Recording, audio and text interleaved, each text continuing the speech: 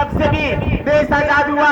वहां पर हमारे समाज से, मैं चमार समाज से आता हूं, उस समाज के व्यक्ति को कभी टिकट देने का काम नहीं किया साथियों। और साथियों एक कलंक लगा रहा हमारे समाज के ऊपर, जिसकी बात माननीय राजा भैया जी को पता चला, कुछ 100 के कार्यकर्ताओं ने माननीय राजा भैया को अवगत कराया कि एक ऐसी विधानसभा है जहां पर तमाम पार्टियां ऐसे समाज के लोगों का वोट लेने का काम करते हैं, लेकिन इस समाज के लोगों को कभी राजनीति करने का मौका नहीं मिलता है। और साथियों माननीय राजा भैया का आशीर्वाद मिला 2022 के चुनाव में एक ऐसे समाज को, जिस समाज के ऊपर एक कलंक लगा था कि ये समाज कभी चुनाव लड़ नहीं सकता है, उस कलंक को दूर करने का काम माननीय राजा भैया ने 2022 के चुनाव में सुधीर चमार को चुनाव टिकट देकर के ऐसे समाज के ऊपर लगे हुए कलंक को दूर करने का काम किया है साथियों। और साथियों मैं अवगत करा देना चाहता हूँ, कई बार तमाम ऐसे लोग हमारे बीच में आते हैं जो अपने एजेंडे की बात करते हैं, धर्मवाद की बात करते हैं। अभी बड़े भाई ज्ञानेंद्र जी ने हमको अवगत कराया,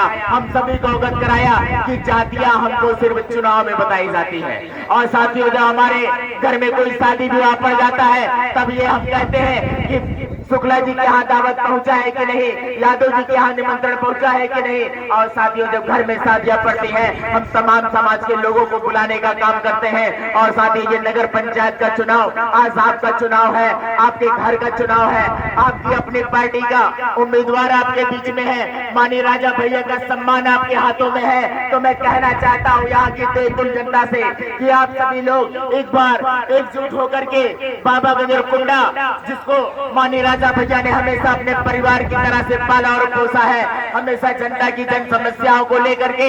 शहर से लेकर के, नगर से लेकर के,